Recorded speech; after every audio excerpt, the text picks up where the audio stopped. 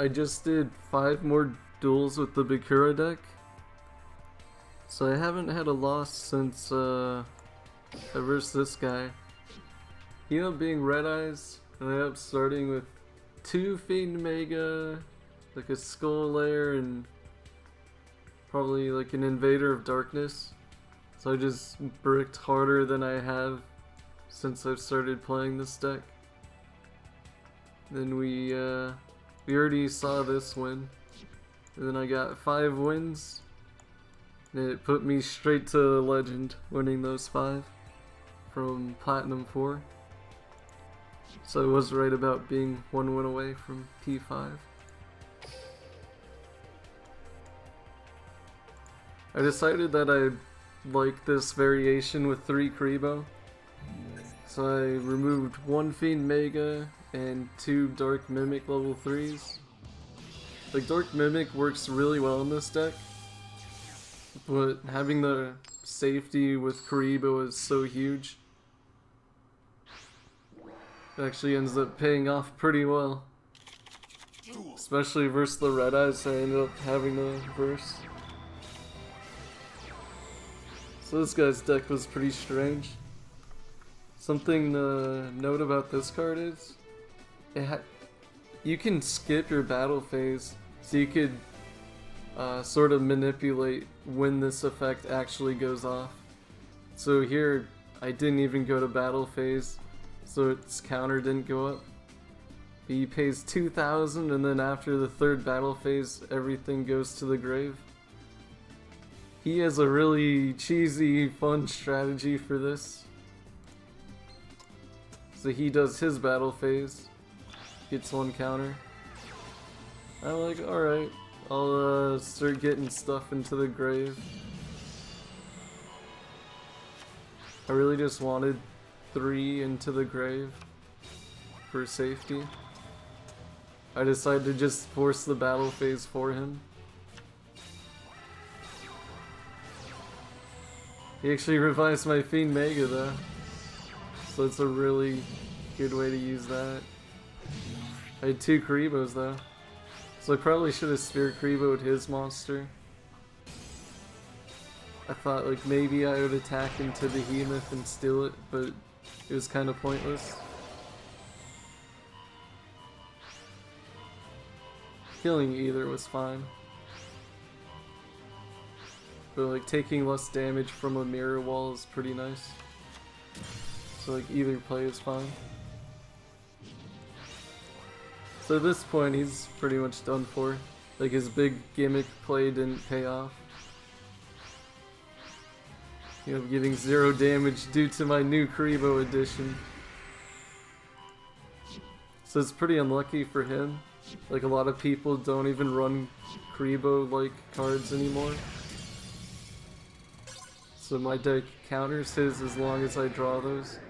Because I'll survive his like 1 turn kill attempt. I believe this is the Red Eyes duel, and this one got pretty close.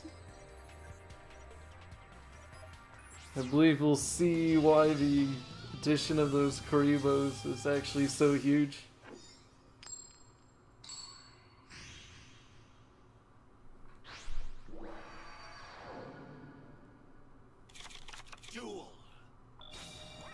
Of course, we love opening up with the Magical Merchant. Setting Doomdog or the other cards are fine too. But getting off a huge mill right away is really, really nice.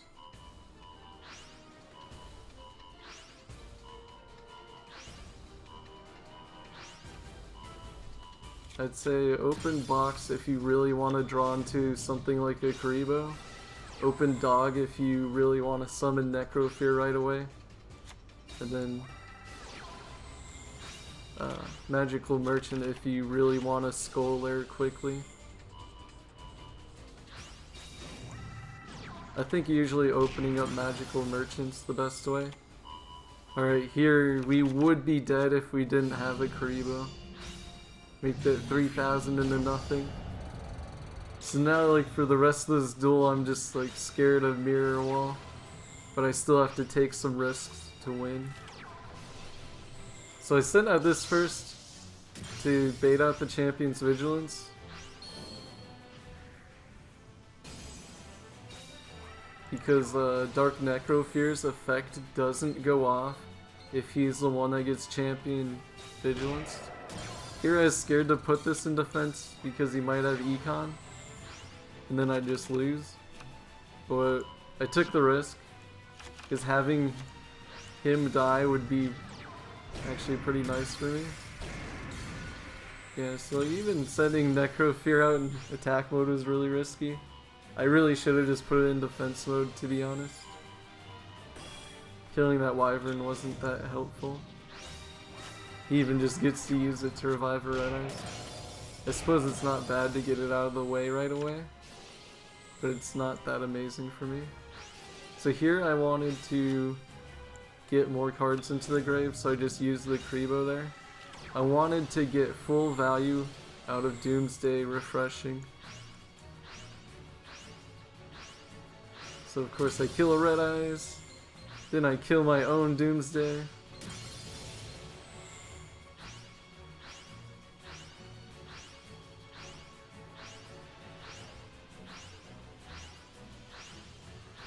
It's a lot of dark monsters, so I can actually kill 2 more red eyes if I really want to. And I'm pretty sure I do. But he uses this to kill everything instead. So I just go ahead and revive my Doomsday.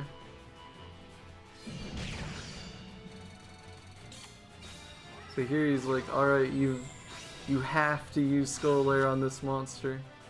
But I actually had another kuriboh, so I didn't have to do anything. So I'm like, alright, I'll revive King Mega and just win the game.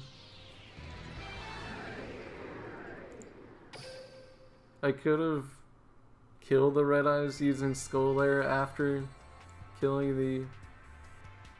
the Vanguard with an effect, but I didn't have to. So I just skipped that headache.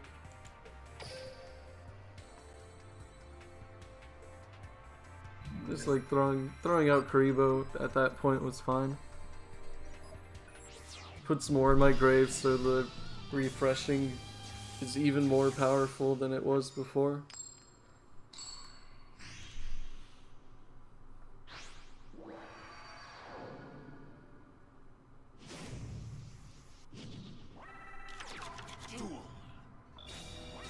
See, I really am liking the addition of these kuribohs. Opening with a kuriboh in your hand is just so much safer. It did make it so I didn't have like something to summon. Like if it was a Dark Mimic level 3, in this situation it actually would have ended up being better. Like right there I barely ended up getting 3 into the grave, and I don't have anything to summon. Here you actually run Staunch Defender, which forces you to attack a specific monster if you end up doing an attack. It's kind of crazy that these boost each other, so they get super powerful. I really don't understand why this guy would run Sorcerer's Spell Wall though. I mean, I guess it's nice, but he was running Power of Dark, so I don't like see the point of running both and then instantly replacing your own field spell. I guess it was his way to get more damage earlier, but probably not worth it. So I stop on kuriboh for safety, because I'm down to 800 life points. And at this point it's pretty much over. Yeah. I actually got pretty close. So yeah, a box would have actually paid off more that duel. But like there's no way I would have, well almost no way I would have won that Kaiba duel if I didn't have that regular kuriboh.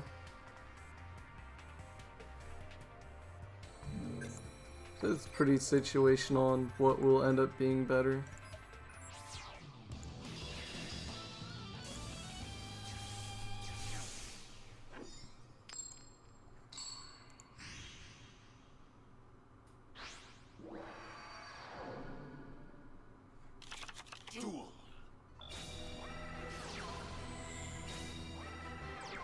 Open a Veil of Darkness. That's not too bad. But drawing a second skull layer after using it that early. Oh, and I was also sad about these draws. It's like a Necrofear, a Kuriboh, another Kuriboh gone. Fine with throwing out a dog. Alright, got the Magical Merchant. So here he uses Zing Zen Hu, but I can flip my own skull layer. So all this card is doing is clogging his own middle slot and denying his own card. So that's really bad for him.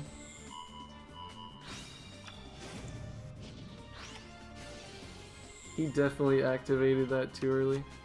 Here I get a 0 card mill with my Magical Merchant.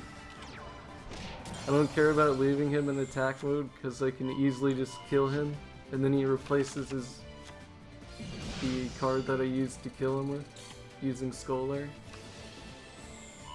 But here I don't want that in my hand. I already have enough Kuriboh. More fuel for the grave.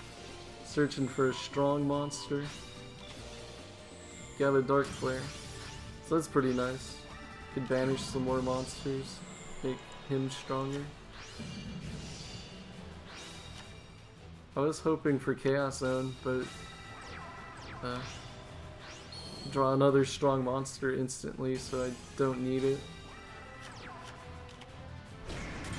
As long as I have 4 cards in the grave for Skull Lair, I really don't mind not having Chaos Zone, because I could always just get it later and refresh my grave and then use it that way.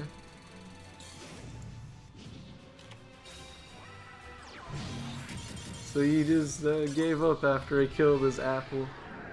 Skull Lair counters apple really hard because it becomes a 1-star token. So even if it's like the most insanely powerful apple you've ever seen, it just dies to 1 monster being in your grave with Skull Lair. So that's pretty nice.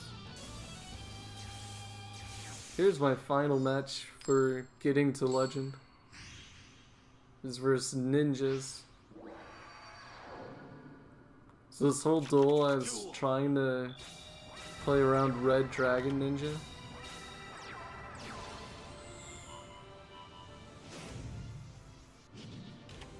Of course he's not gonna be able to get off turn 1 using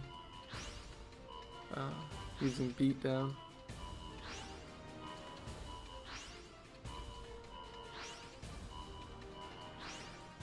Pretty nice mill. Can already destroy several monsters with Skull Lair. So I activate Skull Lair in case he has the ninja that the ninjutsu transformation art. I waited on using Skull Lair because I was hoping to just destroy the monster that he tries to transform with. So like having 10 monsters in the grave was really good. But he ends up banishing my monster, which really sucks for me because like I didn't end up getting to refresh my grave. And then I also drew into a Skull Lair, so I decided to put down my Kuriboh. I ended up tributing it. I mean, like, that's fine. Oh, he destroys. That doesn't matter. So I ended up tributing for it just to start pressuring him, because he's pretty low on cards too. I actually don't really care about him killing that. All I really care about is just not being pressured by him, because there's no way his deck's gonna outperform mine in the late game. Here he decides that destroying Veil of Darkness isn't worth it. He's like, okay, one of these face downs might be a spell. That's like one of the only spells I run.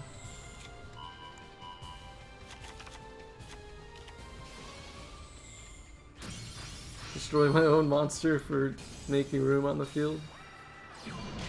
So it's really unfortunate how late I got Chaos Zone again. But I feel like it's pretty optimal to run 3 Skull there, just in case one gets destroyed, or like 1 or 2 gets destroyed, or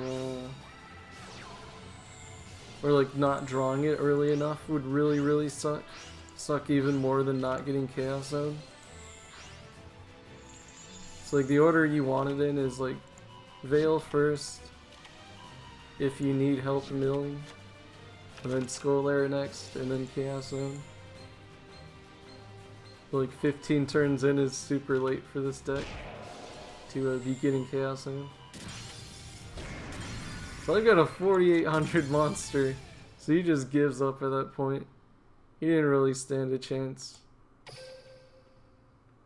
He got 0 red ninjas off. I'm not sure what he was running. His decks did seem kind of weird. But yeah, that's all for now.